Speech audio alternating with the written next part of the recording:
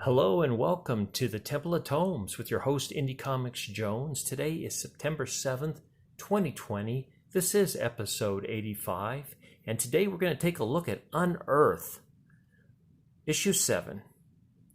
It's an Image comic for $3.99. I think it's about 22 pages in here. It's written by Cullen Bunn, and Kyle Strom is the artist with Baldemar Rivas as the colorist. Now, this is a very intense and confusing at times sci-fi horror comic. It takes place, or I should say it starts out, where a mysterious disturbance in Mexico, what they're calling Site 17, deep inside a cavern, where some of the local villagers are getting infected and turning into these blobs. So whatever's coming out of that cavern is doing that. Some of the people have wandered down there. There's a child from the village named Isaac that's been kind of helping the people. An army unit from the U.S. goes to investigate. Scientists go down there, and all hell breaks loose as they discover many horrors and just a unspeakable horrors, basically. I'm sorry the way to put it. What's good about this issue, because this is kind of dragged out for a couple of years now, is they have a cast of characters with a little backstory on it and then a story so far. Now, I'm going to just go ahead and say that you pretty much need to read all of them, I think, to really get a good idea what's going on. It jumps around a lot. There's issues within it that the characters are dealing with, where they don't know if it's reality or they're being images projected towards them, or if they're imagining things. And there's ghosts and all different kinds of creatures around in this cavern. Every turn they took, there was a different type of monster they faced, and some of them were formerly human that were now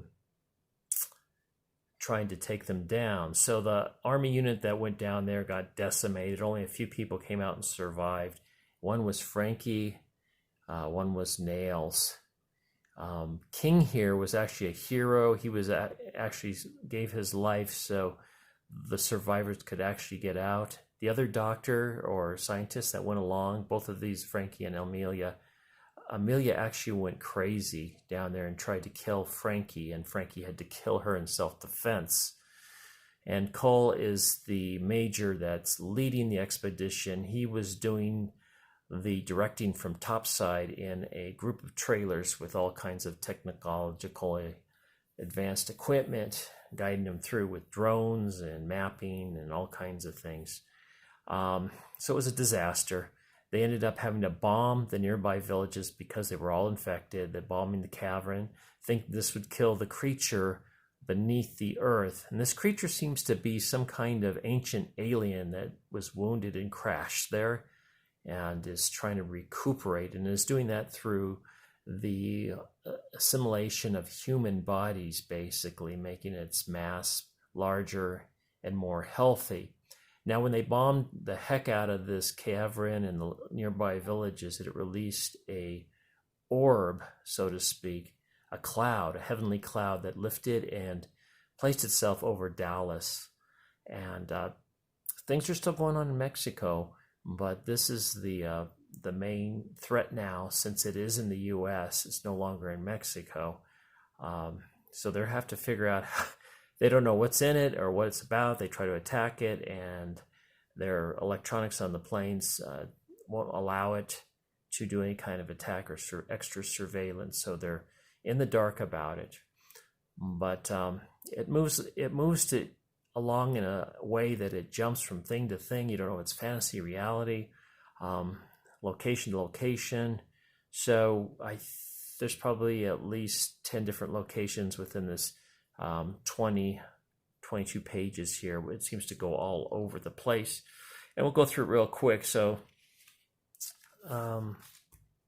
first there's this kind of cult that's down there by this leader, and I believe he's the one they call Henry, and this was 6 months ago. And you can see that they're praising these large bulbous organs or something, and you can see that there's an arm of a creature here. I don't know if this is the main creature or if it's just one of the side creatures, but there's so many different creatures in here, it's hard to keep it straight. Here, then we flip over to now, and this is the skyline of Dallas, and you can see the orb above it, and out in the trailer is Cole. He's befuddled by this thing. Everything he's tried has not worked, and he starts having visitations of ghosts of the villagers that he ordered the airstrike against that killed everybody. Then we go back over to Amelia. I believe it's Amelia. I always forget. No, Frankie. I'm sorry, Frankie, who's still alive. She's the one of the scientists that survived. She's going to inject herself to kill herself, and she gets visited by a ghost of Frankie, who tried to kill her, but says she's got to stay alive to find out what it is that attacked all these people and is creating this issue for Earth right now, or at least over Dallas and parts of Mexico. So within Dallas, these once docile bulbous creatures now are starting to become aggressive and attack them. So here's Nails. She was one of the survivors from the first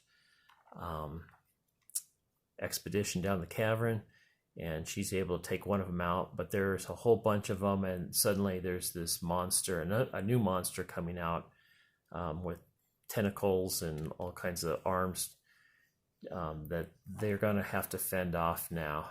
Then we switch again. We're back. I believe this is Mexico, a port city where all the children from the village that survived have been moved to, including Isaac. And he wants to go back to the cavern because he thinks his parents are down there and he wants to see them one last time if possible, at least to say goodbye. But there's something going on with him. I'm not sure what it is. And then we're back in Dallas, and the large monster with the tentacles is just creating havoc all over. Nails is jumping for the bazooka here, the RPG, and she uses it to a little bit of success.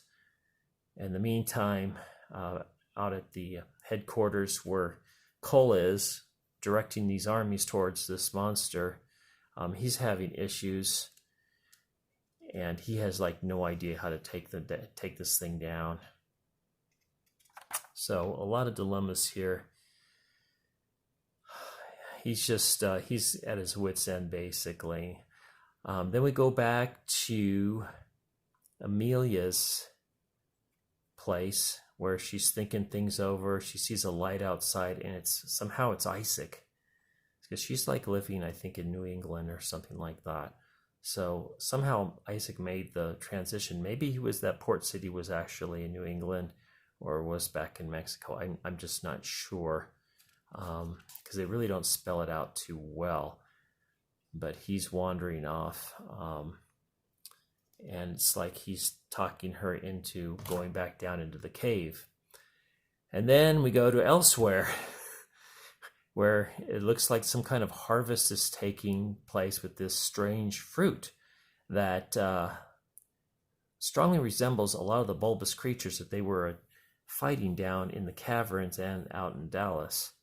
And then we go back to see that it is being taken to this facility or this castle, and inside it appears to be King, the man that gave his life so those others could survive. He seems to be somehow perhaps reincarnated, and he is the leader of this sect or whatever it is. I have no idea what this is. So our king is patient is the final line in this. So it is got a lot of mystery to it. It is very confusing.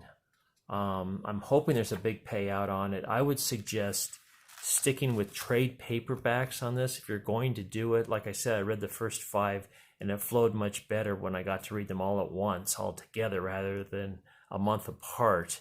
And I'm thinking it's the same thing with this series too. I'm assuming it's at least going to go to 10 or 11 to create the second trade paperback, but it's hard for me to recommend this on an issue by issue basis just because it is a bit confusing. But the first story turned out to be very good, I thought, the first arc. So it is a recommend, but I would say for hardcore sci-fi horror people that like kind of gross things, it is well written, and I'm not really crazy about the colors on here because he gets a theme. It's all one thing, and he goes to another place. It's all another thing. It seems like he uses like 3 colors for each theme. It was even more so in the other issues, the earlier issues, where there'd be greens. Like here's another one. It's all kind of this greenish hue, this orangish hue. Now we got a brownish hue. So I'm not really crazy with the direction they took on it for that, but the story is interesting. Is it going to be made into a movie? I have no idea. It may be a Netflix movie, but it is interesting enough to read. But like I said, I would go with the trade paperbacks on there. That is my recommendation for this. So please subscribe, please like, please leave comments. I'd love your comments. And we'll see you next time here at the Temple Tomes. I appreciate you stopping by. This is Indie Comics Jones bidding you adieu.